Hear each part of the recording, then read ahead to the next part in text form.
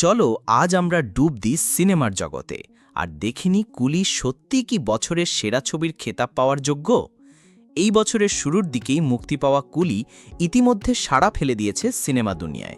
অনন্য গল্প, মনোমুগ্ধকর অভিনয় সব মিলিয়ে ছবিটা যে এত আলোচনায় থাকবে সেটা খুব একটা অস্বাভাবিক নয়।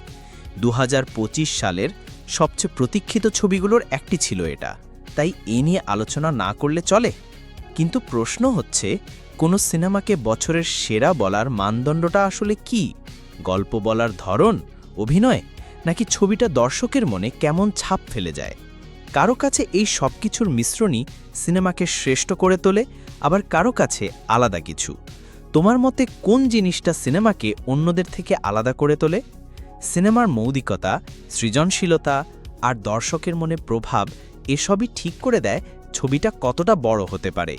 একটা ভালো ছবি আমাদের আবেগে নাড়া দেয়, আলোচনা তৈরি করে আর মনে একটা দীর্ঘস্থায়ী ছাপ ফেলে যায়।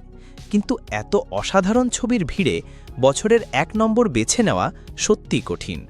কুলির নির্মাতা দল নিঃসন্দেহে অনেক পরিশ্রম করেছে গল্পটাকে জমিয়ে তুলতে।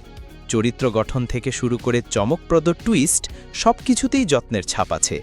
কিন্তু প্রশ্ন থেকে যায়, এসবই কি এটাকে বছরের সেরা সিনেমা বানায়? ছবির থিম আর চরিত্রগুলোর আর্ক খেয়াল করলে দেখা যায় গল্পটা যেমন সম্পর্কিত তেমনি দর্শককে টানতে জানে। সিনেমাটোগ্রাফি থেকে শুরু করে সাউন্ডট্র্যাক সব মিলিয়ে একটা ডুবে যাওয়ার মতো অভিজ্ঞতা তৈরি করে। জটিল আবেগ আর সমস্যাগুলো যেভাবে ছবিতে ফুটিয়ে তোলা হয়েছে তা সত্যি প্রশংসার যোগ্য।